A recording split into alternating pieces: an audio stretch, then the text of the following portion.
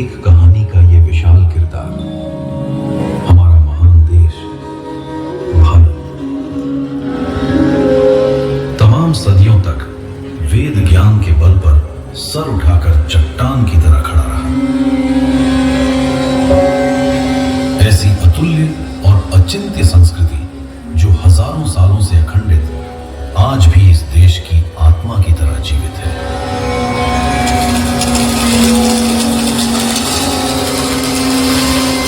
मनुष्य जाति को संगीत के सुर हमने ही दिए। ज्ञान विज्ञान का मूल स्त्रीत ये आर्यावर्त ही रहा। उन्नत आयुर्वेद का कारण ही महाभारत के भीष्म 250 वर्ष की अवस्था में युद्ध के मैदान में थे। गणित के मूल सूत्र, अग्नि विद्या, शब्द विज्ञान, रंगों की विद्या, रसायन विद्या, शल्य चिकित्सा, ब्रह्मांड का ज्ञान, खगोल विद्या, नाट्य शास्त्र, योग विद्या, वास्तुकला, हमने ही तो दुनिया को दी। अणु और परमाणु विद्या के स्रोत हम ही थे। हमारे ही चक्रवर्ती सम्राटों के आधिपत्य को विश्व भर के राजा स्वीकार करते थे। मनुष्य समाज को संविधान भी हमने ही मनुस्मृति के रूप में दिया। कानून इतना मजबूत था कि कहते हैं कि हवा भी चलने से डरती थी कि कहीं मेरे चलने से किसी स्त्री का आंचल न उठ जाए। मर्यादा इतनी उच्च कि लक्ष्मण माता सीता के गहने भी ना पहचान सके। न थी ऊंच नीच, न बाढ़, न सूखा, न गरीबी, न छुआछूत। व्यापार में हम अग्रणी और संपन्नता के कारण हम कहलाते थे सोने की चिड़िया। ये सब वेद मार्ग के अनुकरण का ही तो परिणाम था। आत्मा तो अमर है, लेकिन शरीर कभी कभी मलिन हो जाता है।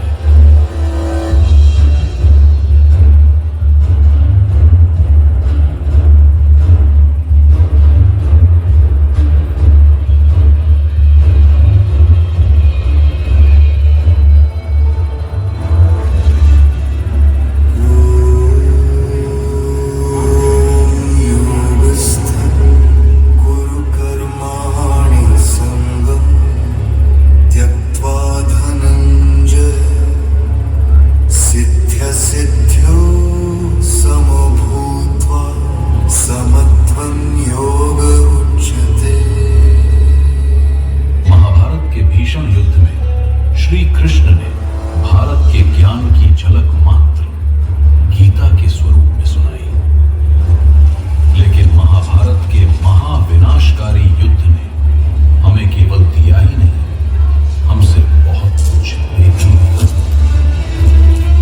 धर्म की रक्षा तो हुई, किंतु विनाश भी बहुत हुआ। महाविनाश। युद्ध में धर्म का अनुसरण करने वाले बड़े बड़े योद्धा वीर गति को प्राप्त हुए। बड़े बड़े आचार्य संसार से विदा हुए। बड़े बड़े राजा, चक्रवर्ती सम्राट विदा हुए और राज सत्ताएं कमजोर हो गई।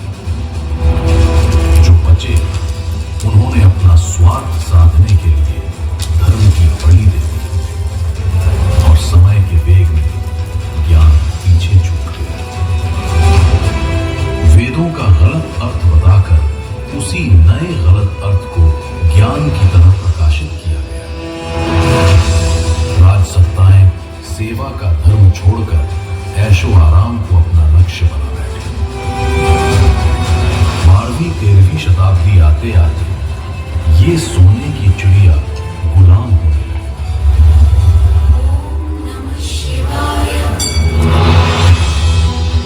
जब सोमनाथ का मंदिर लूटा जा रहा था, तब हम हाथ जोड़कर भगवान से प्रार्थना कर रहे थे कि अपनी भी रक्षा करो और हमारी भी। कर्म को छोड़ केवल प्रार्थना पर ही आश्रित रहे। हमारी सत्ताएं कमजोर पड़ चुकी थी, इसलिए बाहरी आक्रांताओं का विरोध नहीं कर सके। महाभारत के बाद वर्ण व्यवस्था बिगड़ चुकी थी। अब कर्म के आधार पर नहीं,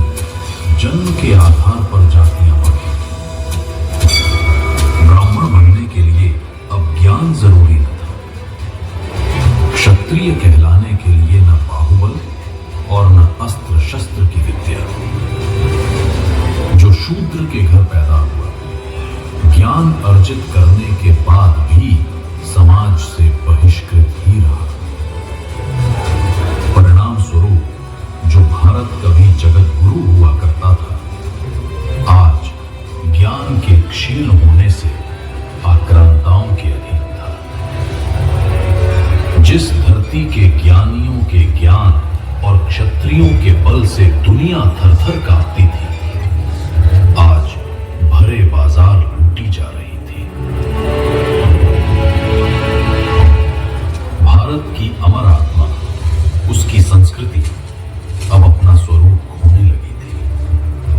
घूंघट, सती प्रथा, रात्रि विवाह, बाल विवाह जैसी कुरीतियां आक्रांताओं की बुरी नजरों से बचे रहने के लिए शुरू होने लगी। जब इन कुरीतियों से हिंदू समाज को हानि और मुगल सत्ताओं को लाभ होने लगा, तो इन सबको धर्म की बातें कहकर महिमा मंडित किया जाने लगा। शिव को नशेड़ी बताया ताकि खुद भांग पीने को धर्म बताया जा सके। कृष्ण को रसिया बता उनके निष्कलंक जीवन में गोपियों की बातें डाली गई ताकि खुद के लिए इन कार्यों को करने का रास्ता बनाया जा सके। हम इसी सब चरित्रहीनता में फंसकर गरीब होते चले गए। मंदिर नष्ट किए गए, विश्वविद्यालय तोड़े गए और पुस्तकालयों को जला दिया गया। गुरुकुल प्रणाली नष्ट हो गई। हिंदी संस्कृत की जगह उर्दू फारसी आ गई। सबसे बड़ी हानि तो ये हुई कि हम इतने अक्षम हो गए कि ये भी न जान पाए कि हम गुलाम कब हो गए। धीरे धीरे हम पश्चिम के अधीन होते गए। मिट गया हमारा आत्मज्ञान और खो गया स्वाभिमान।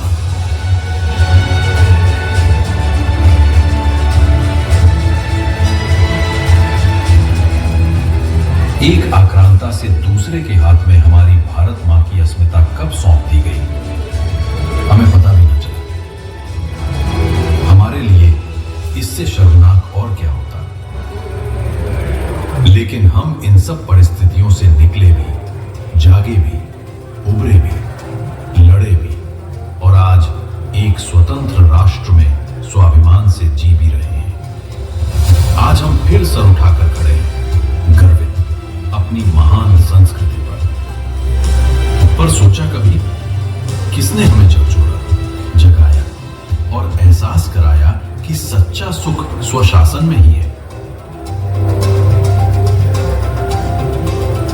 आखिर वो कौन था जिसने हमें एक महान मंत्र दिया, स्वदेशी का महान मूल मंत्र?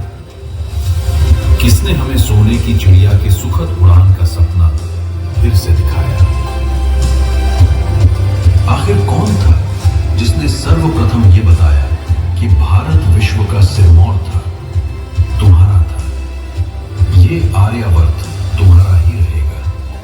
क्या जानना नहीं चाहेंगे किसने समाज और राष्ट्र की परिवर्तन के लिए क्रांतिकारी पैदा किए? जानना चाहोगे ना? आइए जाने उस